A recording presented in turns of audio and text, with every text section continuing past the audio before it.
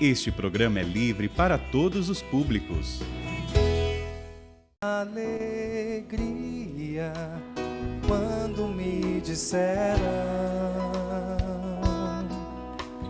vamos à casa do Senhor.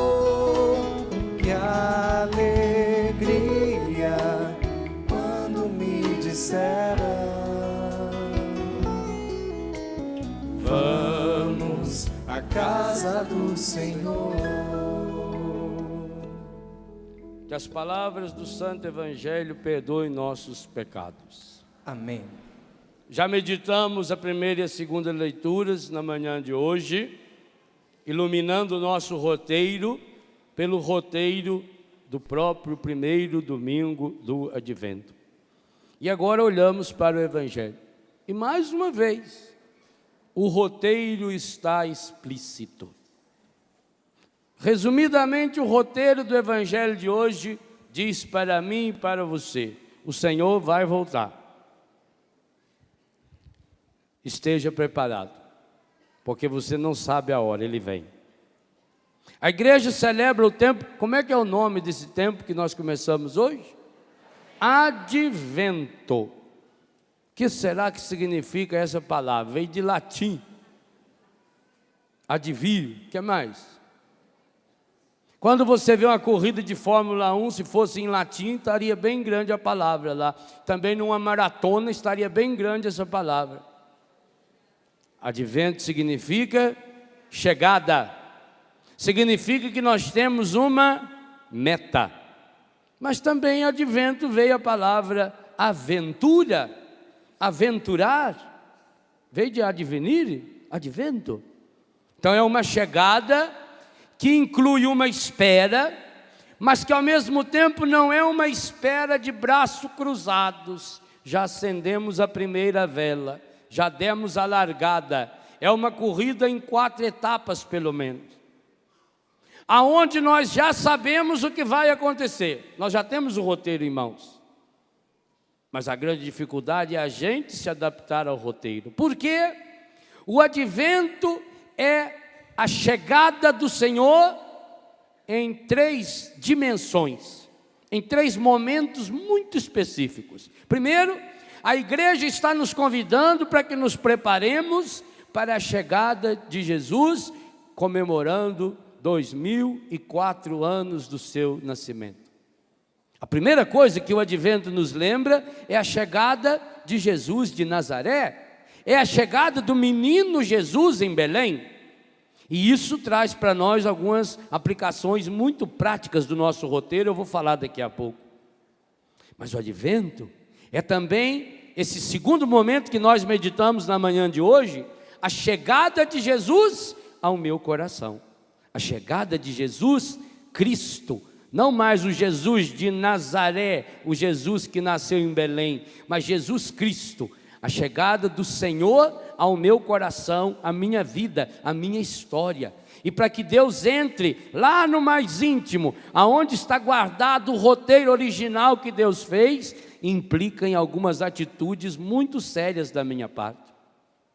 Mas o advento também, e o Evangelho de hoje está explícito, é o anúncio da chegada, não mais do Jesus de Nazaré, não mais do Jesus Cristo na minha vida, mas a vinda gloriosa do Senhor Jesus, até que Ele venha. A igreja está nessa ansiosa espera, nessa espera ansiosa. A igreja que ansiosamente espera a segunda vinda de Jesus, agora a vinda gloriosa de Jesus.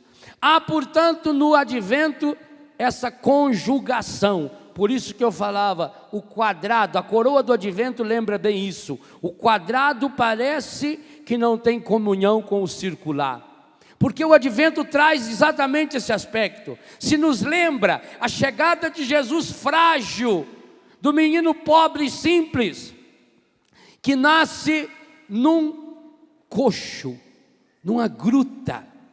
Gente, não é um lugar limpo. É um lugar cheio de esterco. Aonde tem bicho, e normalmente o presépio mostra sempre 2 animais presentes, o boi e o burro, os grandes sacerdotes da igreja diziam que simboliza o ser humano na sua inteligência, na sua força, mas também na sua fraqueza, na sua aspereza, na sua indelicadeza. O presépio, aonde Jesus nasceu, a manjedoura, é claro que Maria e José limparam, obviamente, para que Jesus pudesse ali nascer. Mas normalmente um estábulo é um lugar que você tem que limpar todo dia. Quem aqui já teve retiro, quem já teve curral, quem aqui já teve chiqueiro, galinheiro, sabe disso? Tem que limpar todo dia. Você vai lá e limpa o chiqueiro, que ele fica até perfumado. Está certo que o perfume é de criolina, mas é um perfume. Criolina não deixa de ser perfume, é um perfume medonho de ruim, mas é perfume. Você vai lá, lava o chiqueiro, volta depois, o que acontece? Segunda carta de Pedro, capítulo 2, versículo 22. A porca lavada volta para a sujeira. Esse aspecto do advento é muito interessante. Jesus que vai nascer num estábulo. Que estábulo é esse? O meu coração. O meu coração é mais ou menos igual um chiqueiro. Eu limpo, ele fica até cheirosinho. Passa 1/1000 de segundo depois, já vem a primeira porcaria que a gente bota lá dentro. Então o advento é esse misto da fragilidade de um Deus que é capaz de nascer menino, criança frágil, dependente, necessitado. O primeiro nascimento de Jesus, a primeira vinda de Jesus, ele assume toda a fragilidade humana. Mas a segunda vinda de Jesus não. Na segunda vinda de Jesus, ele virá glorioso, revestido de toda a sua glória e de todo o seu poder. E aí ele não vem mais para nos salvar. E aí ele não vem mais associar-se à fraqueza da nossa humanidade. E isso precisa ser dito com todas as letras. Na segunda vinda de Jesus, nós rezamos isso no credo. Então pare de rezar o credo. Jesus virá glorioso para fazer o quê? Para julgar os vivos e os mortos. Então, entre a primeira vinda de Jesus, na fragilidade do presépio, e a segunda vinda de Jesus, glorioso, aonde o céu vai se abrir, os anjos vão triunfar, nós o veremos descendo por entre as nuvens, com poder e glória, para julgar, para trazer à tona aquilo que nós somos e aquilo que nós fizemos ou deixamos de fazer, entre a primeira vinda de Jesus, porque a primeira vinda de Jesus, e é bom lembrar isso, ela inclui o nascimento e a morte de Jesus. O Natal já nos mostra que Jesus nasce com a possibilidade de morrer. A fragilidade, o verbo de Deus se fez carne e habitou entre nós, assumiu, armou a nossa tenda. Jesus não foi um ET, como Spielberg tentou mostrar no filme ET. Jesus não foi um ET que veio passar uns dias na terra, não, ele entrou na nossa história. O nascimento de Jesus já mostra a morte de Jesus. É muito interessante que na caverna, a gruta do nascimento de Jesus, lá em Belém, eu tive a graça de ver isso depois de muitas vezes que eu tinha visto. A primeira vez que eu percebi, graças a um menino que trabalha lá na Basílica, e ele me mostrava o formato da gruta, já é o formato de uma cruz. A gruta onde Jesus nasceu tem o formato de uma cruz. Por quê? Porque o nascimento de Jesus, a fragilidade, olha o que Deus é capaz de fazer. Deus é capaz de tornar-se gente. São Paulo vai usar uma palavra grega bonita para falar isso, kenosis.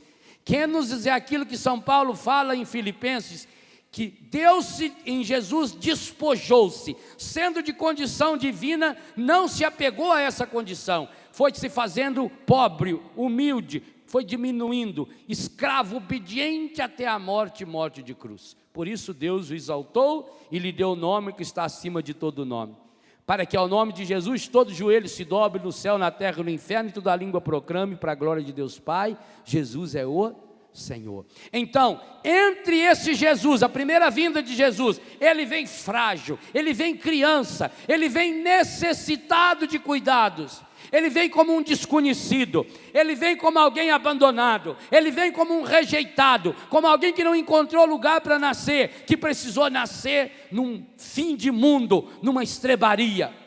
E a segunda vinda, ele virá glorioso, e toda a humanidade o verá, inclusive aqueles que não conhecem o Senhor, ou aqueles que não quiseram conhecer o Senhor. Os vivos e os mortos verão a vinda triunfal do Senhor, a vinda gloriosa do Senhor. Pois entre a primeira vinda, na fragilidade do nascimento para morrer, nascer é morrer, e a vinda gloriosa do Jesus, glorioso, do nosso Senhor Jesus Cristo, do Cristo Jesus, existe exatamente esse tempo, e que o Evangelho de hoje diz com uma precisão espetacular. Nós não sabemos quanto tempo é. O que nós sabemos, René Latourelle lembra bem isso, é que estamos no final dos tempos. Os sinais estão muito claros e muito evidentes, e você não precisa ir lá em outros países para ver esses sinais. Esses sinais você tem na sua vida, na sua casa. Mas a vinda do Senhor será, diz o Evangelho de hoje, igualzinho foi o dilúvio. Todo mundo achava que Noé era louco porque ele estava fazendo a arca. Você imagina se você fosse chamado para ser Noé, será que teria salvado algum bicho? Além da anta que é você, talvez nenhum outro. Porque nós não somos capazes de acreditar no absurdo, no impossível. Vocês imaginam o tanto que não riram do coitado de Noé? Gente, a arca, o tamanho dela era mais ou menos o tamanho do Novo Rincão. O Eto é uma espécie de Noé. Isso é louco. Fazer um trem desse tamanho. Olha, fale para o Eto, se ele tiver acordado, Eto, se ele tiver acordado, novo nome para você, Noé da Canção Nova. Se você observar bem, o telhado tem o formato de uma grande barca, e eu não tenho dúvida que nessa barca ainda vão salvar muita gente, inclusive os animais, burro, anta.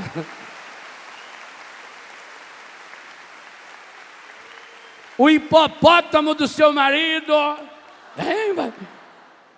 Já pensou quando nós fizemos o acampamento de casais, o que vai ter de bicho ali vai ser? Olha, convida eu, hein? Eu quero estar aqui. Eu não tenho dúvida. Mas é uma loucura. É uma loucura. Pois foi assim no tempo de Noé. Ele foi considerado débil mental. Como é que podia um homem estar recusando o mundo? Assim as pessoas olham para nós e falam: mas vocês são loucos. Como é que vocês têm coragem de não aproveitar? Deixe de ser bobo. No mundo quem pode mais chora menos. Aproveita enquanto é tempo, enquanto é novo. Aproveita. As pessoas que falam que você não deve aproveitar é porque estão frustradas. Aproveita. O mundo olha para nós e fala: um bando de louco. Mas é preciso ter a coragem dessa loucura, porque o Evangelho está dizendo para mim e para você, para nós brasileiros, para vocês da Angola que estão aqui conosco, bem-vindos, a grande alegria, irmãos e irmãs do continente africano, bem-vindos entre nós.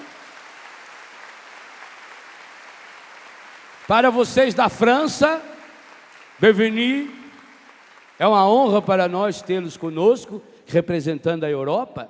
Para nós da América, é para todos e para cada um de nós. Os sinais que o Senhor está nos dando, também está dando a você, meu irmão da Angola, a você, meu irmão, minha irmã da França, a nós aqui no Brasil. São evidentes. O que fazer entre esse tempo da primeira vinda e o tempo da segunda vinda? Eu falei de 3 formas de chegada. A primeira, chegada de Jesus de Nazaré na gruta de Belém. A terceira, a vinda gloriosa de Cristo Jesus. E eu falava que a segunda é a chegada de Jesus ao meu e ao seu coração. Portanto, entre a primeira vinda de Jesus e a segunda vinda de Jesus, nós precisamos, e aqui cabe que cada um de nós tenhamos a ousadia dessa resposta. Agora, a igreja está nos dizendo, essa resposta não é fácil. Como é que chama o tempo que nós estamos vivendo? O dia que você me enxergar dirigindo o carro que eu ando, você vai ver que tem gravado na lataria dele atrás, assim, dos dois lados, uma palavra, adventure. Coisa chique. Por que será que está gravado no meu carro, adventure? Porque eu preciso atender Betânia, e as casas de Betânia, a maioria delas está no interior, na roça, precisa enfrentar a estrada de barro, e muitas vezes com muita lama. E como a gente não tem dinheiro para comprar um carro 4x4, a gente compra um Adventure. Que diferença será ter o carro Adventure para um outro carro da mesma marca? Algumas diferenças interessantes. Primeiro, ele é um pouco mais alto que os outros carros. Ele tem o eixo levantado, porque é para enfrentar também estradas difíceis. Ele tem 8 molas a mais para aguentar um tranco de um buraco que você tiver que passar, tanto que você passa nessa buraqueira que tem aqui em São Paulo, por exemplo, você nem nota.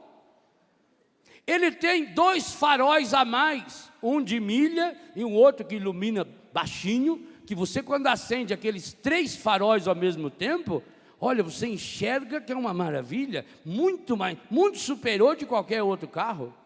Ele tem a garantia de ter dentro da cabine uma peça de aço, que se caso Deus o livre e guarde o carro tombar, não afunda a cabine, porque ele foi feito para andar em estrada ruim. Ele tem o pneu um pouco maior, para enfrentar tanto na estrada de barro, mas também para enfrentar o asfalto. Não pode ser só o pneu para a estrada de barro, nem só o pneu para o asfalto. Quando eu olho para o meu carro, eu penso no tempo do advento. Meu irmão, minha irmã, você precisa adventurar o seu coração, se quiser enfrentar o roteiro de Deus. A estrada é muito difícil, essa aventura exige um reforço na sua estrutura. Você tem que deixar de ser essa pessoa frívola, que se deixa levar por qualquer assunto, qualquer sopro de doutrina. Você precisa ser uma pessoa de estrutura reforçada. Para viver o cristianismo hoje, aqui no Brasil, na Angola, na Europa, especialmente na França, é preciso ter uma estrutura muito mais reforçada que carro 4x4, quanto mais com o Adventure. Mas é nessa adventura que o Senhor está nos convidando a entrar agora. E para isso, para mexer na estrutura, o tempo do Advento é um tempo penitencial. Nós não cantamos o Glória. O tempo do Advento é um tempo de jejum. Muitos católicos falam do jejum quaresmal e esquece que o advento também a igreja veste roxo. Significa que para eu ir para essa aventura, o que eu preciso tirar da minha mochila? Essa espera ansiosa pela vinda de Jesus, não é só pela vinda de Jesus no Natal, isso tem que estar claro. O advento é o tempo forte. Aliás, aqui no evangelho de hoje, primeiro domingo do advento, não há nem sinalização da vinda de Jesus no Natal. Aqui está explícito que trata-se da segunda vinda, da vida gloriosa de Jesus, quando ele virá para julgar os vivos e os mortos. Então nós não podemos esquecer da nossa parte, e a nossa parte é essa segunda chegada, a chegada de Jesus ao meu coração. Mas essa chegada, e por isso advento, tempo forte, aventura em Deus, caminhada, desbravamento, precisa que você tenha uma estrutura reforçada, mas você também precisa ter faróis melhores, iluminar os olhos do coração, vai dizer São Paulo aos Efésios capítulo 1, que ilumine os olhos do coração, para que a gente enxergue além do óbvio, para que você tenha a graça que teve Noé, de ver naqueles sinais. Porque vocês acham que Deus chegou para Noé, falou: Noé, eu sou Deus, muito prazer, está aqui meu cartãozinho, ó, Deus, Senhor do céu e da terra, e Noé, eu estou com uma encomenda aqui, eu estou precisando mandar maiar água aí uns 40 dias mais ou menos, então eu estava precisando que você fizesse para mim uma arca. Vocês acham que foi assim? Se fosse assim, até eu aceitava. Deus não precisava ir para Noé, não podia vir falar comigo, que eu sabia, claro, que eu ia pedir prova que ele era Deus. Ele ia ter que fazer uns milagrinhos para eu conferir que ele era Deus mesmo. E se ele provasse para mim que ele era Deus, até eu aceitava. Não, o Senhor manda material que eu faço. Não foi assim. Noé foi percebendo os sinais de Deus.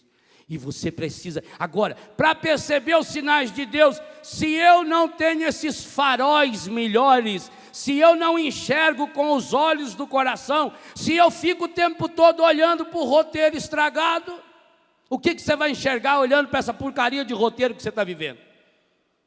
Derrota, fracasso, depressão, pornografia, prostituição, violência, mentira, pecado, desânimo. Se você vai passar o resto da sua vida de braço cruzado, para ver a banda passar, oh meu irmão, o tempo do advento é uma espera, mas é uma espera dinâmica. A cada semana nós precisamos acender uma vela, é uma caminhada. Nós precisamos dar passos, e passos muito bem definidos, para onde nós queremos chegar, porque tem um detalhe maravilhoso, nós já sabemos, e aqui tem uma coisa muito séria, eu tenho brigado muito contra isso, tem tido pouca gente a meu favor, também estou pouco lixando se tem favor ou contra, até é bom quando tem gente contra, que a gente briga com mais raiva. A nova era conseguiu se estabelecer no advento e no Natal de 99% dos cristãos. Tomara que você esteja naquele 1% que não celebra o seu Natal segundo a nova era. Os símbolos do Natal, que o mundo está já a todo vapor, são símbolos que não têm absolutamente nada a ver com nosso Senhor Jesus Cristo. O Natal do Senhor Jesus Cristo é um Deus que tem a coragem de nascer criança, menino, frágil. O Natal do mundo na nova era é um velho falsificado, que parece um palhaço vestido de vermelho, em homenagem à Coca-Cola, o tal do Papai Noel.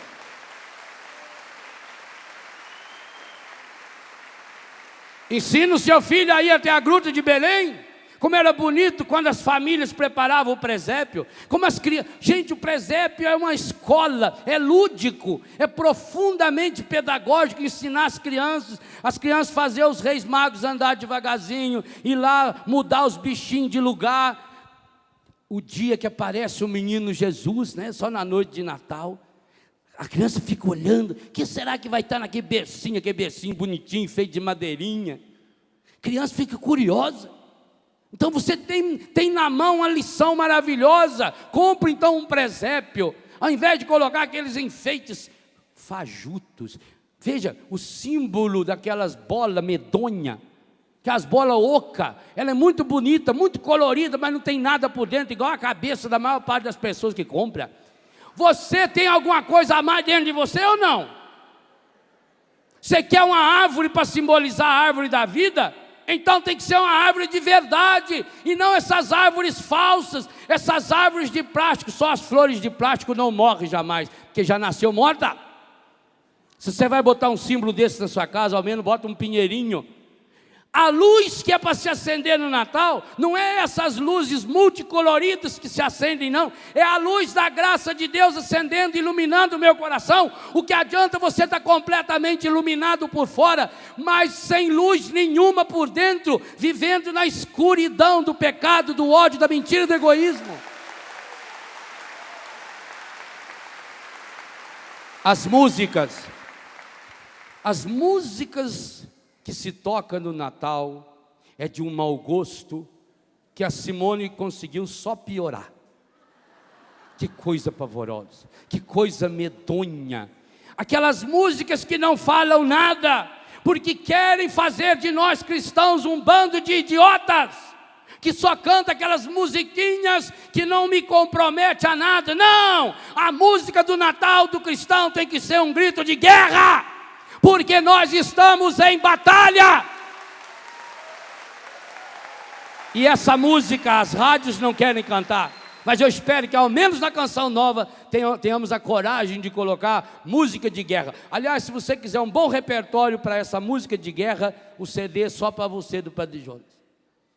É excelente. Ensine essas músicas. São músicas que vão tocar o coração e mudar a pessoa. Não estou fazendo propaganda, não. Estou falando coisa séria. Estou dando a minha cara a tapa. Eu sei que um monte de gente do comércio, até cristão mesmo, que fica ansioso para chegar a época do Natal, para vender mais, para vender essas badulaques. Para mim não mande nada de Natal, pelo amor de Deus, não me mande cartão de Natal. Eu já tenho aqui o meu cartão de Natal que eu não consigo viver. Não me mande nenhum outro, não.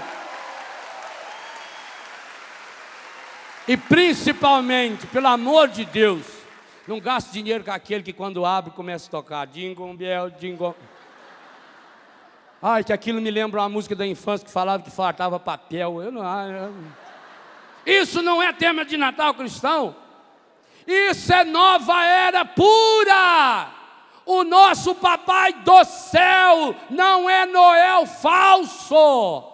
Não é alguém que está lá sentado só para tirar fotografia de uma barba de mentira. O nosso papai do céu teve a coragem de entrar na terra, de sujar o pé dele de sangue, por sua causa, por minha causa, por nossa causa.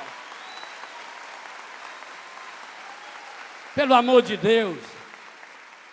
Não ensinem Papai Noel. E não venha com essa história que é São Nicolau. Que a história de São Nicolau é maravilhosa. É linda e não faz parte da nossa tradição. No Brasil não cai neve. Lá em Santa Catarina cai um pinguinho de neve. Lá no mês de junho, julho. O povo faz excursão para ir lá. Fica 15 dias olhando para cima para ver quando vem.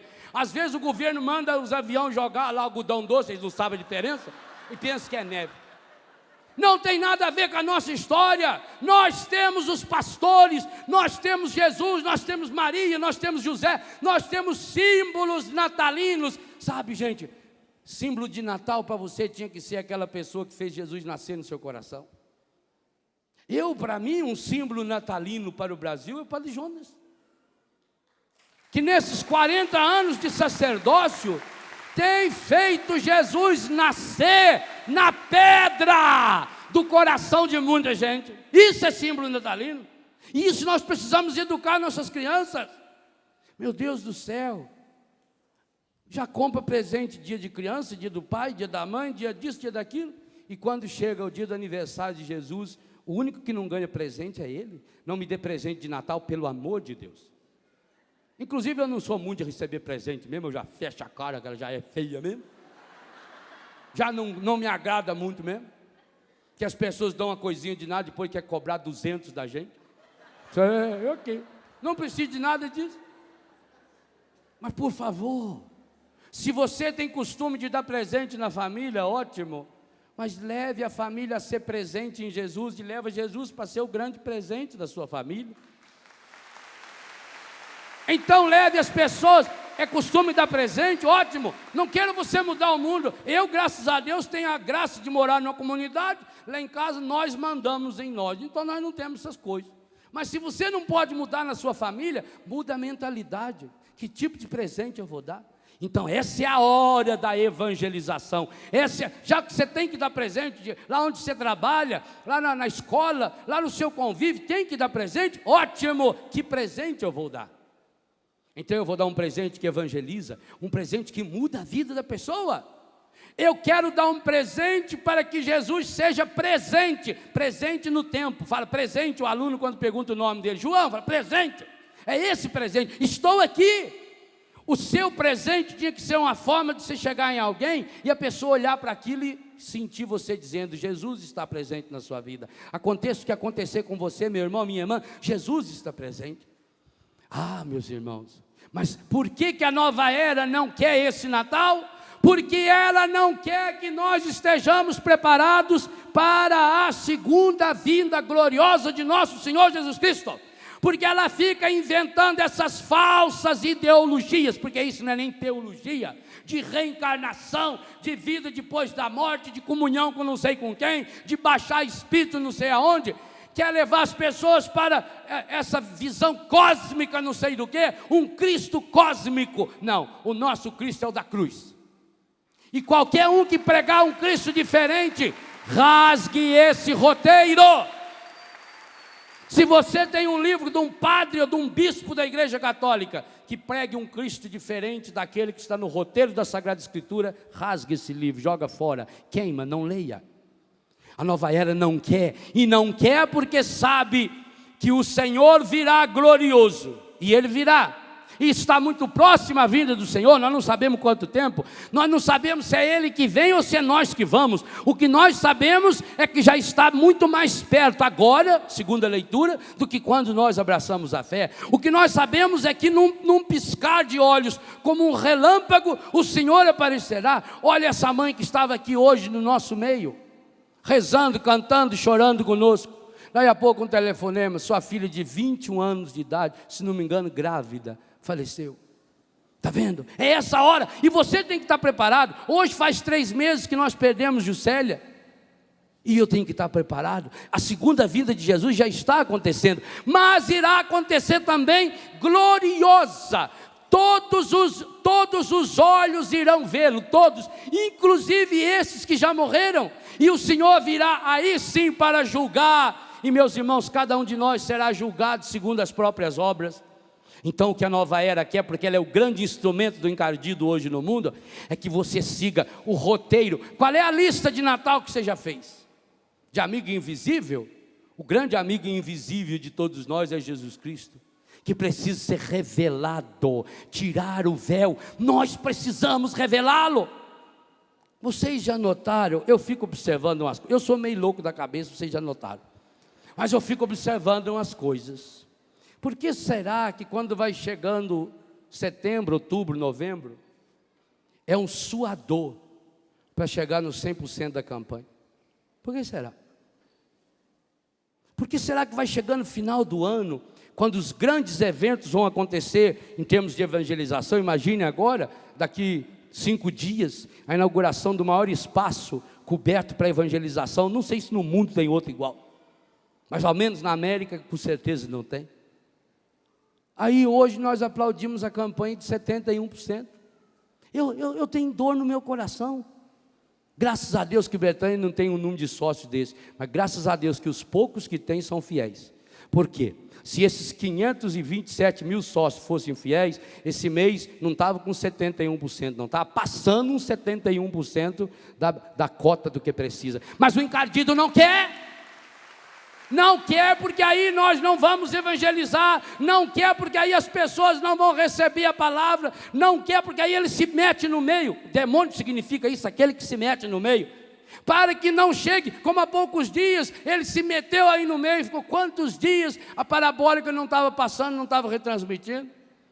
É assim, meus irmãos, é aos trancos e barrancos. Mas vocês olhem para as pessoas que não desistem porque tem esse motor novo, porque tem essa estrutura de adventure, porque tem esse farol que vai longe, porque tem esse pneu misto, os pés que anunciam o evangelho verdadeiro. É aí que você tem que mirar, porque é aí que a sua vida vai se transformar. Eu digo a você, esse ano pode ser o primeiro Natal da sua vida, o verdadeiro Natal que você não viveu. Talvez muitos aqui tenham marcas negativas de Natal.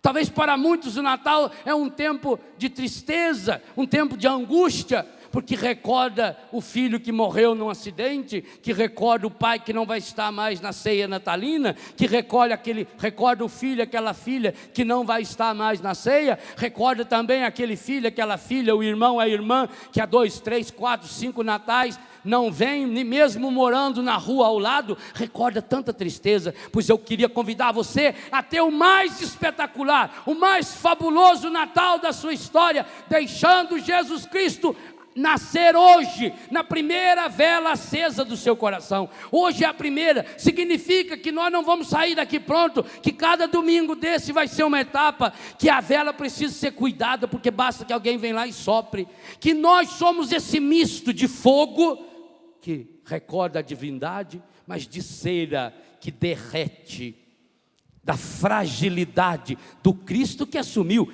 A vela é o grande símbolo dos 2 natais, do grande Natal da história, o nascimento de Jesus na carne, representado pela cera, a fragilidade da cera que se derrete, mas é também o símbolo dessa chama. Por isso a chama é sempre para cima, aponta para o céu, ela queima. A chama é um misturo de tristeza, dói, queima, mas de alegria, o fogo dança, é do Cristo glorioso. Mas significa também que você precisa acender essa chama dentro do seu coração, que há ceras dentro do seu coração que precisam ser queimadas. E que se não forem queimadas, grave bem essa frase que eu vou dizer, não é só uma frase de efeito não. Essas ceras do seu coração, se não forem queimadas pela luz da graça de Deus, irá levar você a se queimar inteiro no fogo do inferno. Escolha. Entre o primeiro e o segundo advento você tem esse tempo, escolha. Hoje você precisa fazer uma escolha. Qual é o meu roteiro? Que oração eu vou fazer? Aqui eu não falo a oração da Dona Nazaré, que tanta gente gostou. Eu homenageei a minha mãe, que ela entra naquele grupo de oração, e eles rezando, umas orações tão lindas em línguas, e ela começa a falar para Jesus: ô Senhor, vai lá em casa curar minha filha, é fácil de ir lá, o Senhor pega aqui a rodovia, como se fosse para Aparecida do Norte, lá na Aparecida do Norte eu sei que o Senhor conhece, o Senhor está sempre lá, porque em vez de ir para Aparecida do Norte, ali na Água Limpa, você entra para a esquerda, o Senhor sobe, não vira para a direita não, que lá vai para o mosteiro, o Senhor sobe reto, vai virando assim, o morrinho, vai subindo, chega na estação, lá tem uma placa, Biguá, mas não é lá não, Biguá é mais para cima, aí o Senhor passa a Morada dos Ramos, depois vem a reta do Venazão, a curva onde morava a Cride, sobe, passa perto do grupo, ela vai contando para Jesus, e aqueles meninos, eu escrevo aqui contando a história, ficam, meu Deus, ela está pensando que Jesus é entregador de pizza? Que absurdo, nem louvou o Senhor, não citou nenhum versículo da Bíblia, isso aí não é reza da Dona Nazaré. E a hora que parar de cantar, ela continuou de novo. Olha, o senhor chega lá em casa, o senhor para lá na praça, o senhor fala lá com o vereador Lourenço, ele mostra para o senhor onde é a minha casa. Ele é capaz até de levar o senhor lá. Aí o senhor chega lá, olha, a chave está no vaso, do lado de fora da porta. O senhor pega a chave, abre, entra, aí o senhor vai lá, cura minha filha, depois, já que o senhor saiu, o senhor faz favor, tranca de novo e põe a chave no mesmo lugar. Aí o pessoal não aguentou, começou a cantar alto, ela ficou triste, nem deu tempo dela falar que tinha café no bule, tinha bolão de fubá no forninho, tinha o restinho de arroz doce no guarda-louça, nem deu tempo, mas tá bom.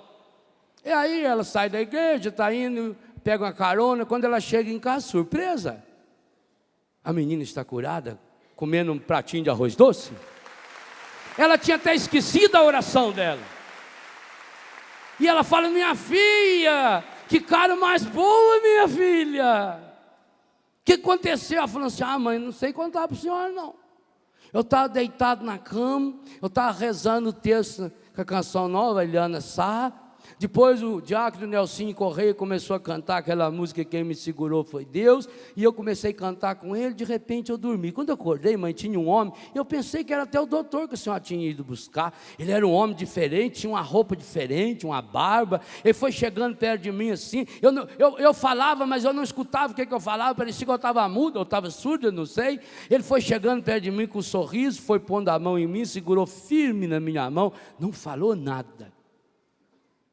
Segurou, eu fui desaparecendo a dor, mãe. Depois ele foi saindo, quando ele estava quase saindo na porta, ele olhou e fez um tchauzinho para mim. E falou: olha, fala para sua mãe que eu vou deixar a chave no vaso. Ah, e diga para ela que é a primeira vez que eu vejo lágrimas de Cristo plantado em vaso. Gostei da ideia. Essa senhora entendeu o que é um roteiro de oração. Essa tem que ser a sua oração, esse tem que ser o seu Natal. Quantos natais falsos, que a família toda se reúne, faz amigo invisível, põe roupa nova, mata o peru, coitado do peru, bebe, mas a amizade verdadeira não existe naquela casa, pois eles não abriram o coração.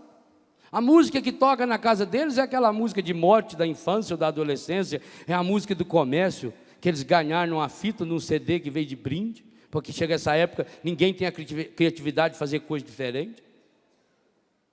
Saíram dali, fizeram uma festa para o corpo, beberam, comeram, falaram, contaram piada, falaram pornografia, falaram mal da vida dos outros, fizeram fofoca, contaram quem naquele ano perdeu isso, quem perdeu aquilo, riram das desgraças dos outros, e amanheceu o dia seguinte, na ressaca, come o leitão assado que sobrou, a ressaca do vinho que bebeu demais, mas também a ressaca do Deus que não entrou no coração.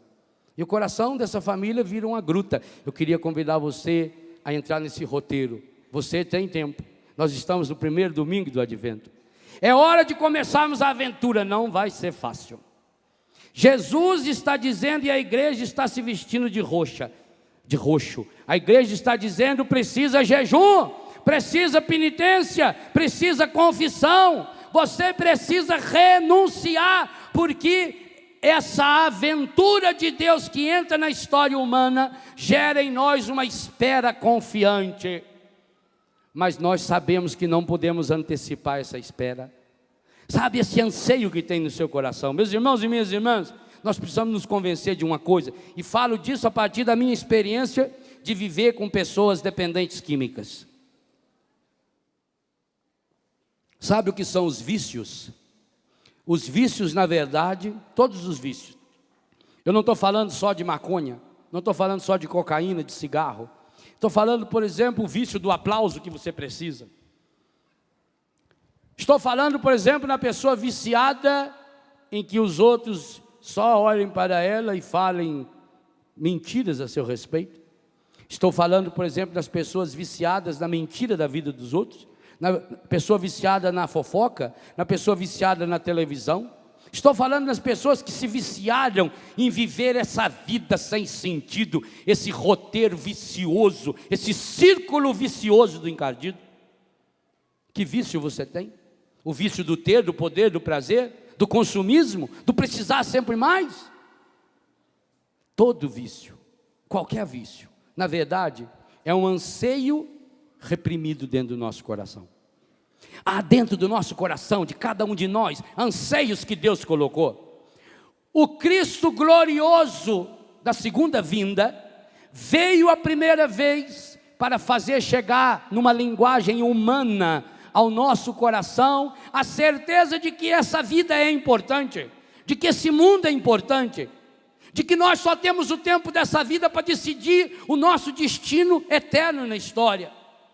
Jesus veio ensinar que dentro de nós existem anseios. Há anseios de Deus dentro de nós. Santo Agostinho falava disso, de uma inquietude, que é a mesma coisa que esse anseio, que o coração do ser humano está inquieto até o dia que ele repousa em Deus, porque nós reprimimos o nosso anseio de Deus, o nosso desejo de Deus, a nossa vontade de Deus, o nosso anseio por amor verdadeiro.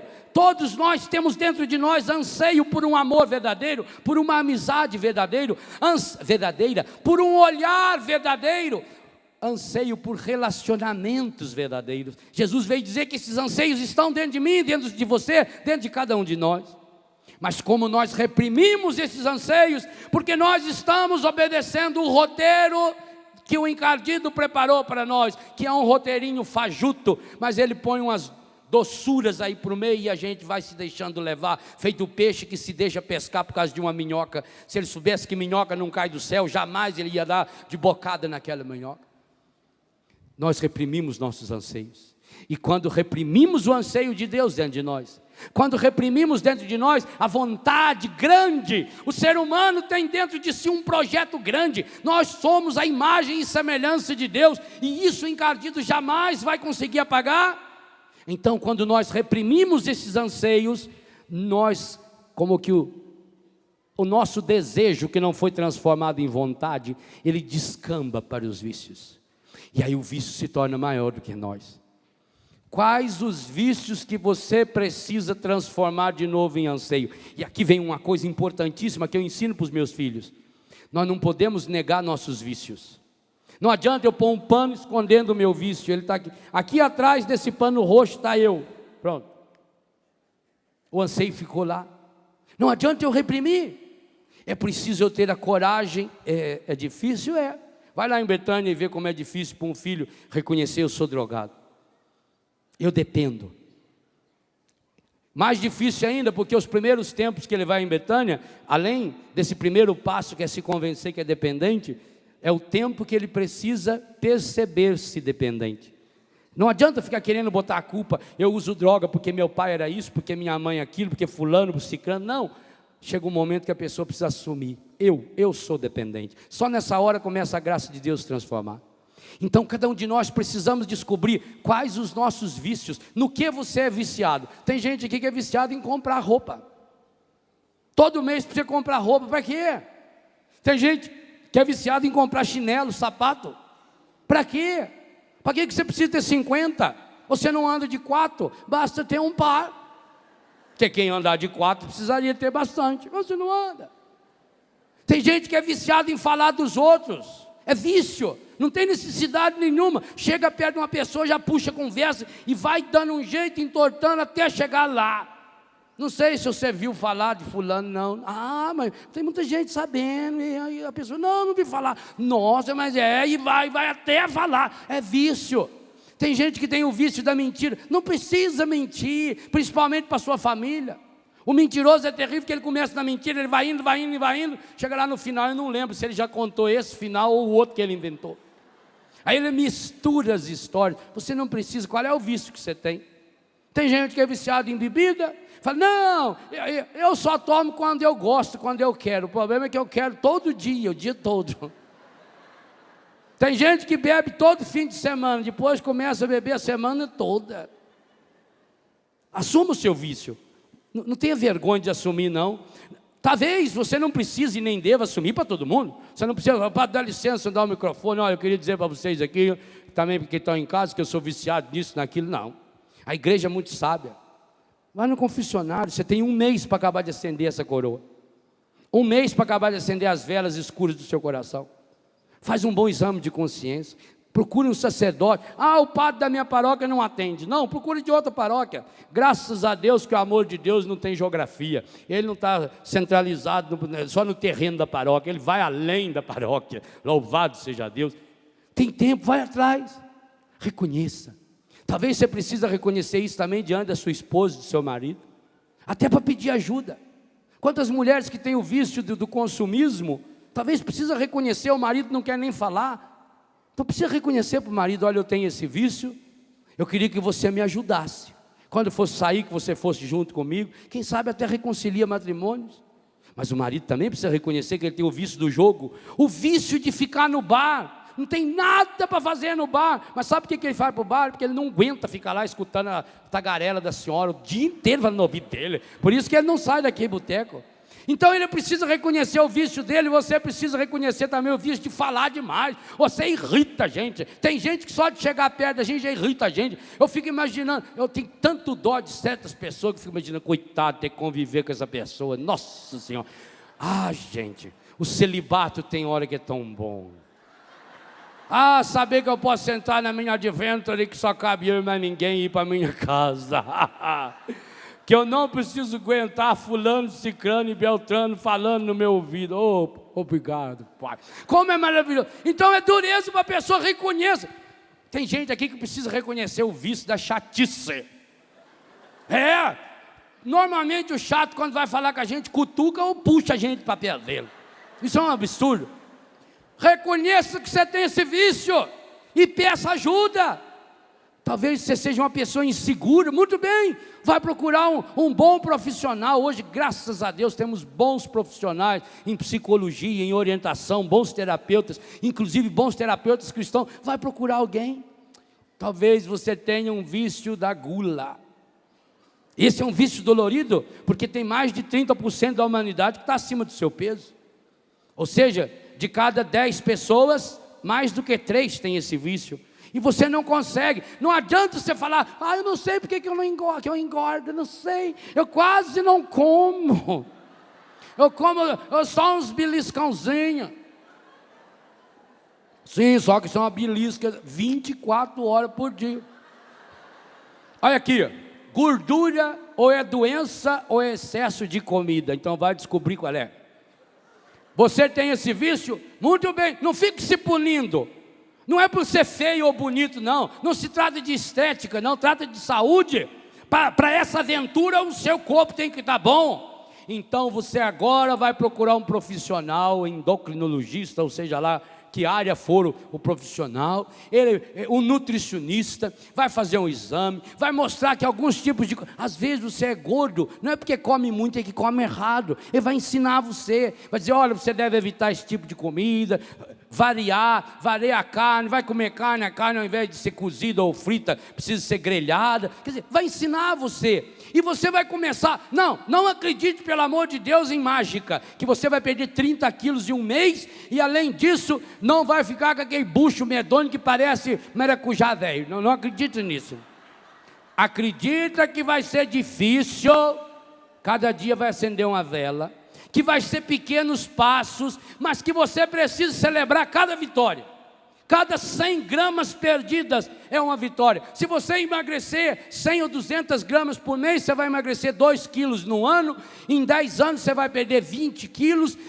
Em 20 anos você vai perder os 40 quilos que você está acima. Pronto, mas vai chegar lá com 60, com 70, vai estar uma pessoa pronta para a aventura da vida, porque vai estar fortalecido na sua estrutura. Não acredite nessas promessas falsas. O roteiro do encardido é muito fácil, mas ele é mentiroso. Eu não sei qual é o seu vício, se é comer demais, se é dormir demais, se é roubar, se é ser impuro sexualmente, eu não sei. O que eu sei é, o seu vício é um anseio que você reprimiu.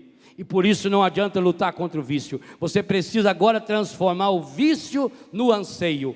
Por isso você vai precisar da ajuda de pessoas. Graças a Deus já existem comunidades para pessoa viciada em cocaína, em maconha, mas nós estamos precisando de comunidade para pessoa viciada em mentira. Só não sei se alguém teria coragem de se matricular lá.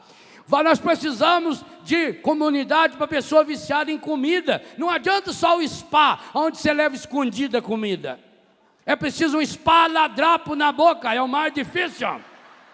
Esse spa, eu estou vendendo spa, um pedacinho assim de spa, ladrapo, você põe na boca, não tira de jeito nenhum, só tira na hora que for comer perto de alguém. Não posso comer sozinho, tem que ser alguém perto para me ajudar a controlar. Sim, cada um vai sabendo aonde é a sua fraqueza.